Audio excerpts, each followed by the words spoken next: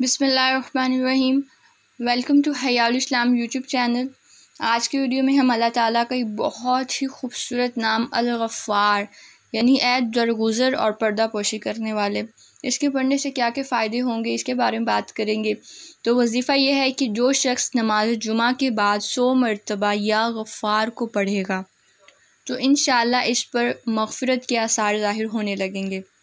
تو جمعہ کے دن تو ویسے ہی کثرت سے درود پڑھنا چاہیے اور استغفار کرنی چاہیے، اور پھر اگر آپ اللہ تعالیٰ کا یہ نام یا غفار یعنی اللہ تعالیٰ کو پکار رہے ہیں اس نام سے کہ اللہ آپ ہی بخشنے والے ہیں، تو یقیناً اللہ تعالیٰ ہماری مغفرت فرما دیں گے۔